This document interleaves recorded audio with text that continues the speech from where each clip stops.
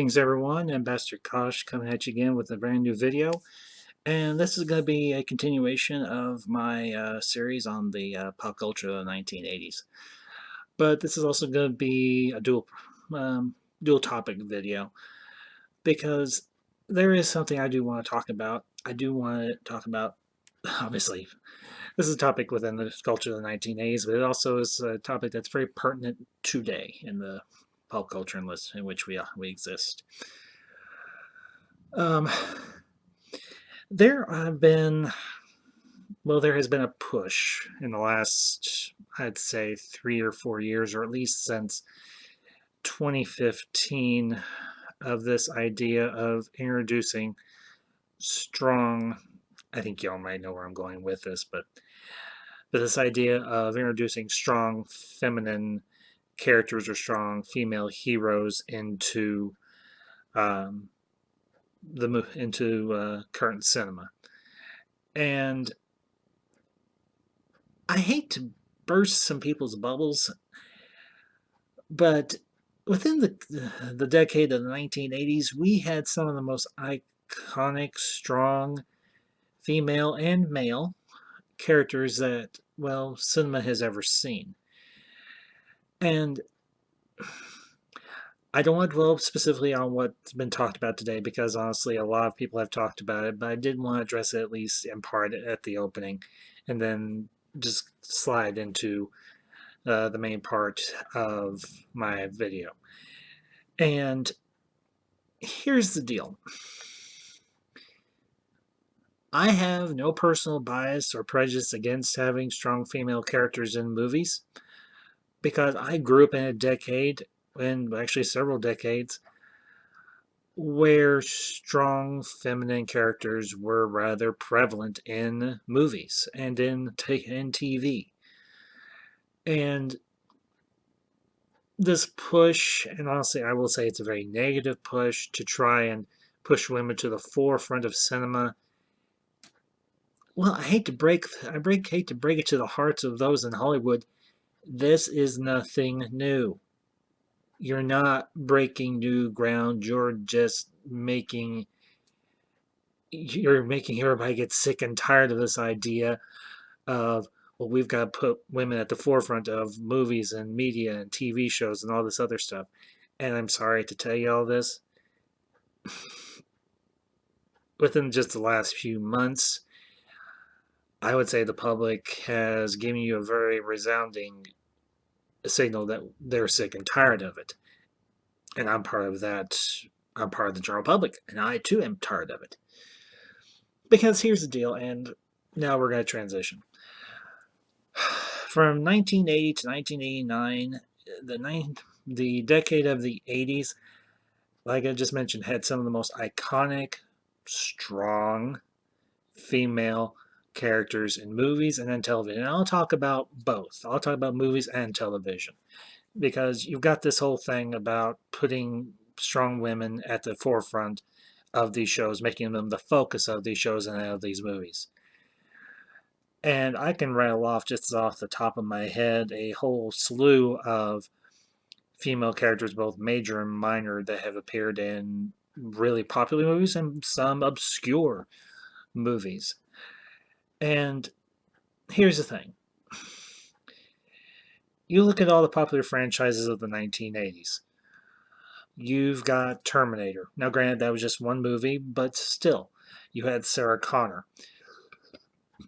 And you see Sarah's journey throughout the first, throughout T1, Terminator, the first Terminator.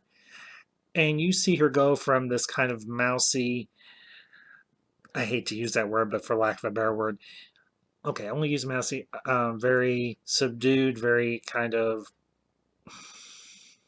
meek, untested, seemingly incapable woman.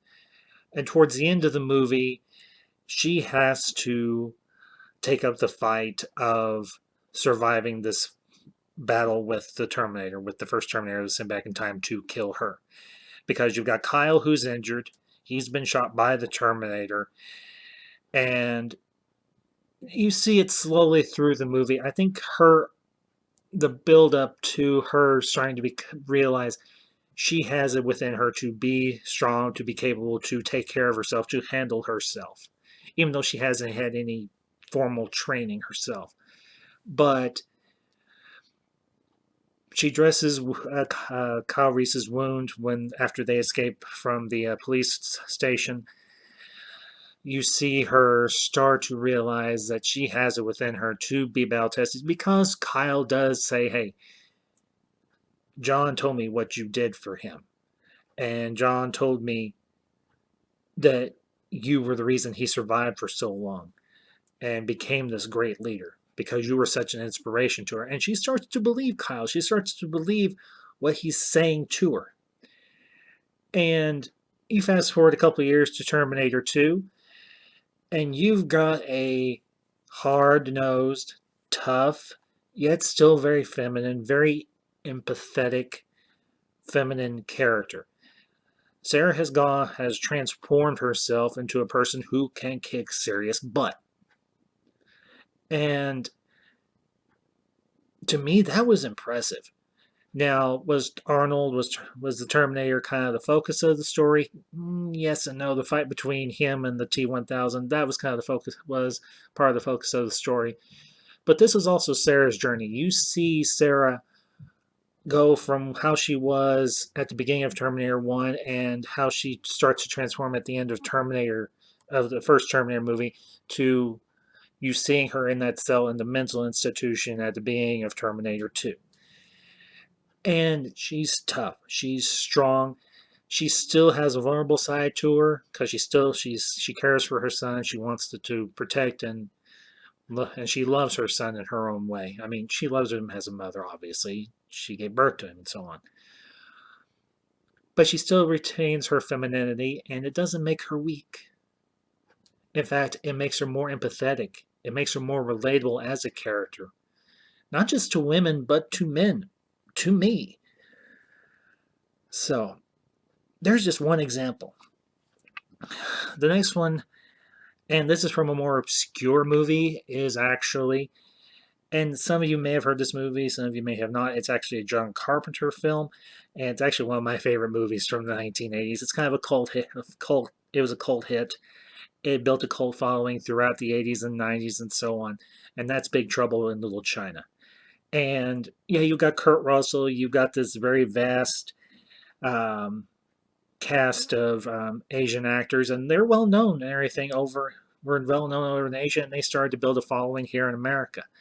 But you've got Kim Cattrall, who plays this very, I want to kind of say, hard boiled lawyer who works in Chinatown, who works in San Francisco. And she don't take no guff from Jack Burton, Kurt Russell's character, from any of the other guy characters in the movie. And granted, she doesn't have a bunch of big action scenes, but just in the little bit that she interacts with the other characters, she does show that she is very capable. She can handle herself and everything, even if she's shackled in chains and everything.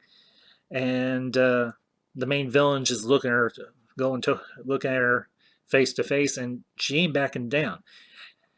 I would say her strength is not so much in the physical aspect, whereas it was with Sarah, but she has a very strong spirit. She has a very strong will.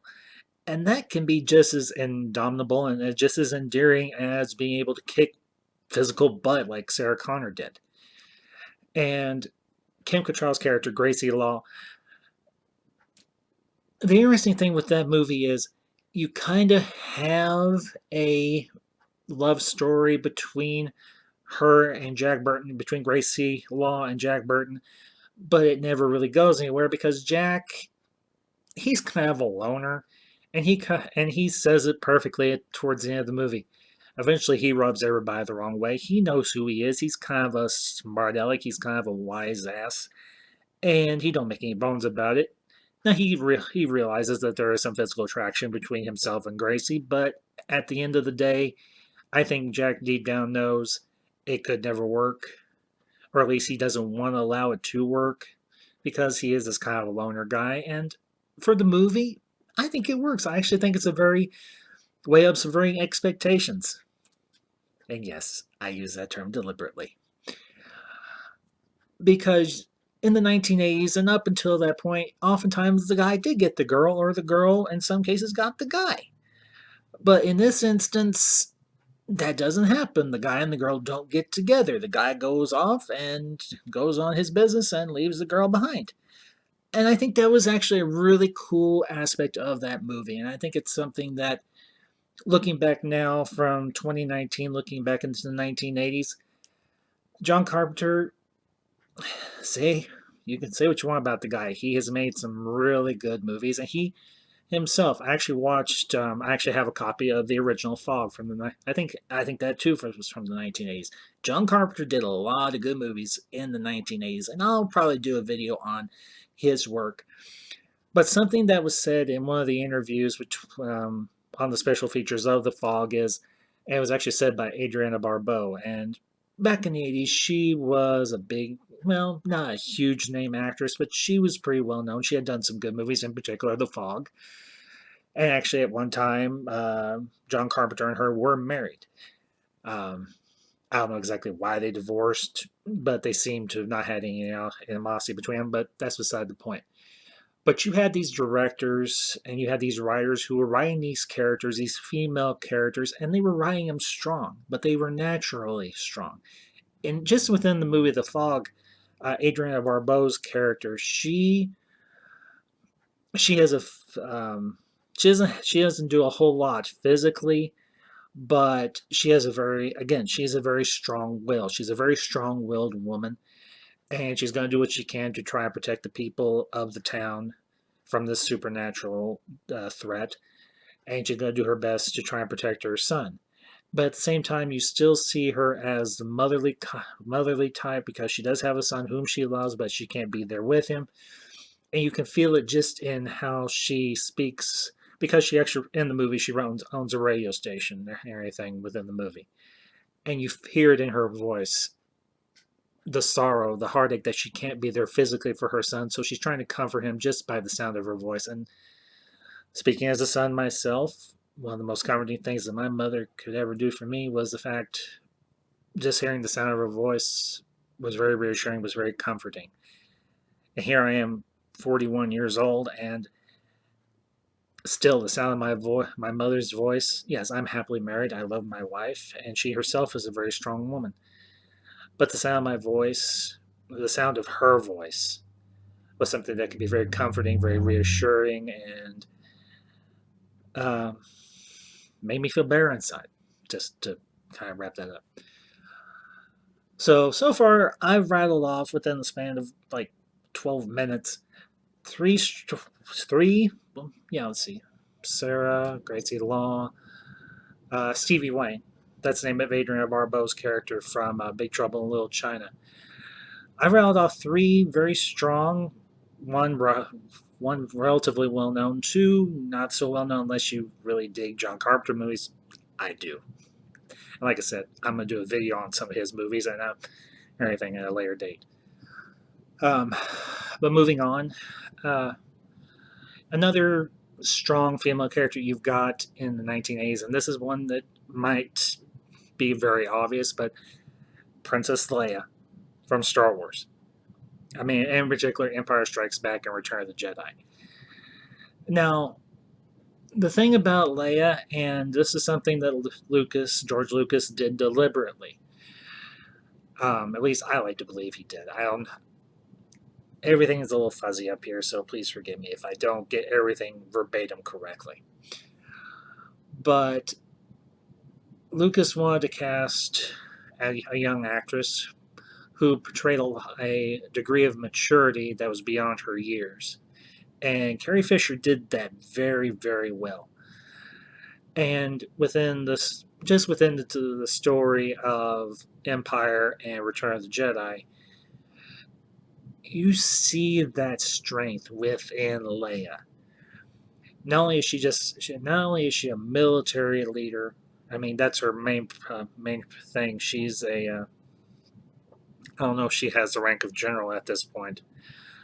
Everybody still refers to her as princess, even though she, and this is done off screen. It's in some of the um, comic books. She actually renounces her title as princess since the planet of Alderaan no longer exists.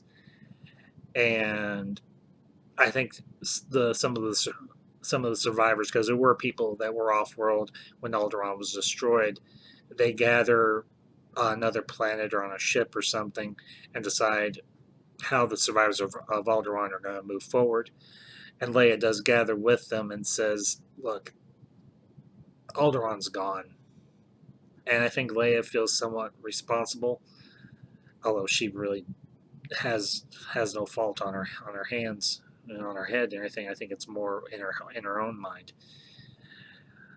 And I might be wrong here. If somebody knows the full rundown on this particular story, feel free to comment below. Um, she pretty much renounces her title as Princess of Alderaan, but she's still. And I think that's one of the reasons why she reacts the way she does when Han addresses her as your worshipfulness or princess or highnessness or whatever snarky little name he gives to Leia. Um, but I think everybody knows Princess Leia and how strong of a female character she was herself. I mean, she didn't necessarily lead men into battle, but the soldiers that were around her trusted her and trusted her implicitly because she had been involved with the rebellion for so long. Her dad, well, her adopted father, Bail Organa, and everything, and had trained her to be a diplomat, but also to be a soldier. He had her go through marksman training, through weapons training, and all this other stuff. And Leia had a very keen and sharp diplomatic mind, but also military mind. She was a relatively decent strategist. Was she as good as some of the um, officers within the Rebel Alliance military? No, but she knew her stuff well enough that she could stand in a room with a group of generals and they would give her a fair shake. And if you look at her story arc in Return of the Jedi, it takes some major guts to walk into the palace of a Hutt gangster trying to save the man you love. I mean, that takes some brass cojones, to not to put too fine of a point on it. Because she's surrounded by well, not every, but a lot of shady characters, including Boba Fett himself, because Jabba, after Boba delivers Han's frozen self to Jabba, Jabba hires him on as a bodyguard there in the palace. So you've got Boba Fett in there, you've got all these guards and all these other shady characters around you, and you walk in with nothing more than a thermal detonator and this Banner's disguise and whatever that staff weapon was that she was packing.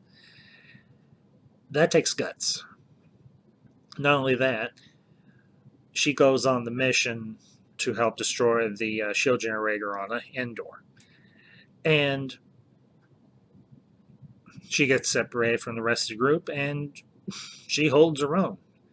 She helps kill off a couple of scout troopers, Imperial scout troopers, and eventually she gets back into the fight.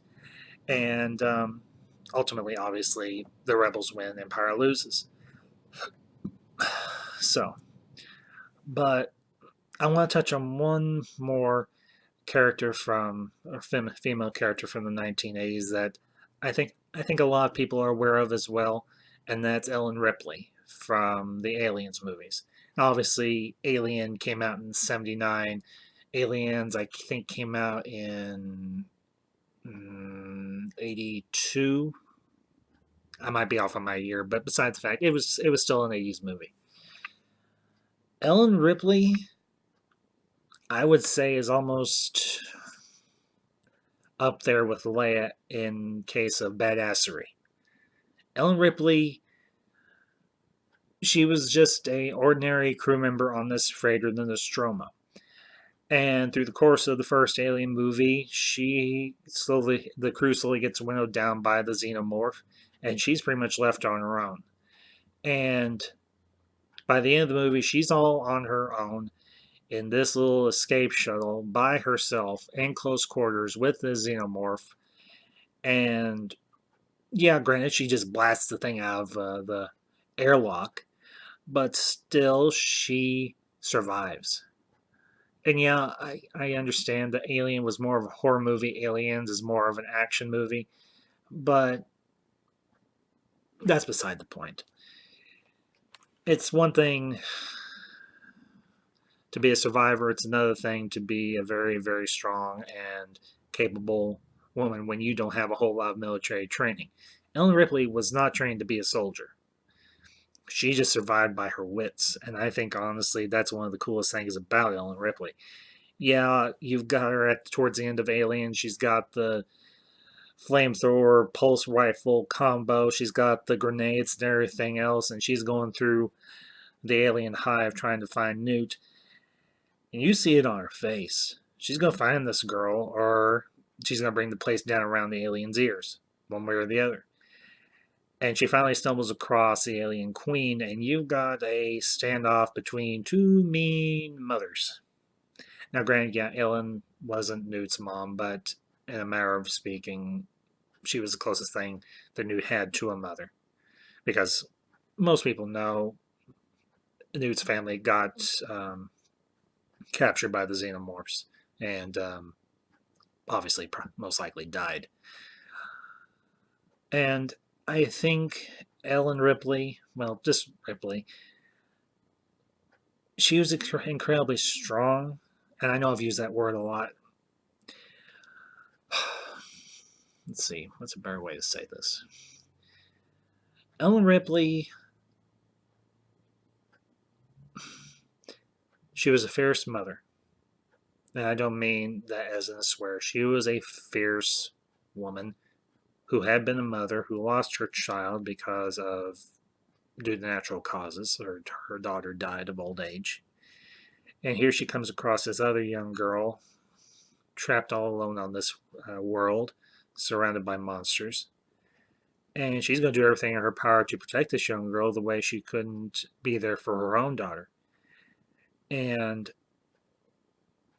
for a woman to do that for a young woman, for a young child that she didn't know except for a few short hours, is an incredible thing because it shows that even though Ellen's own child had died, that maternal instinct was still very strong within her, and it wasn't something that was going to be easily shaken.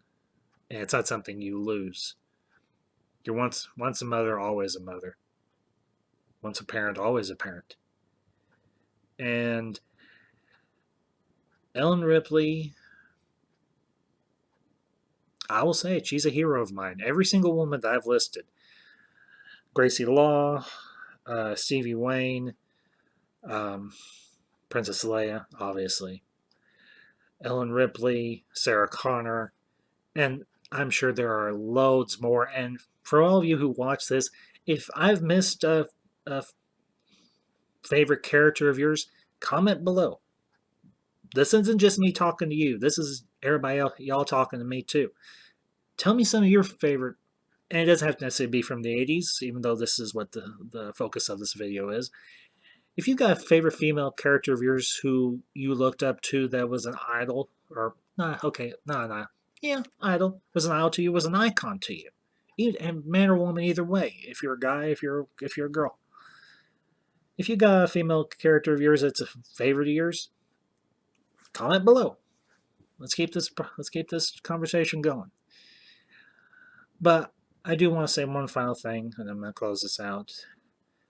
And I'm going to go into a little bit of my own personal history myself here. I've alluded to this a little bit. I did in my last video and everything.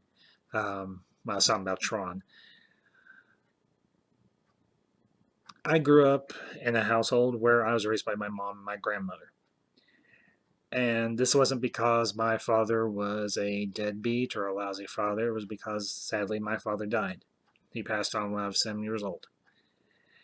So I grew up in a household led by two strong women. And my mother and her mother, my grandmother, were incredibly strong willed women. And I don't think that necessarily was a negative for me because I do have I have strong memories of my father, even though I was relatively young when he passed on. But I think what my mother and my grandmother taught me was it doesn't matter where you come from, it doesn't matter necessarily your gender. You can be what you want to be so long as you put your mind to it.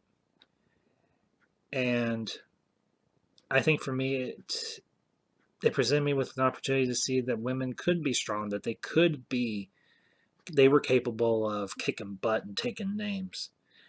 Now, granted, neither my mother or my grandmother were violent people, far from it, but they were very strong-willed. They had to be, particularly my mother, because she had to raise me on her own. She never remarried.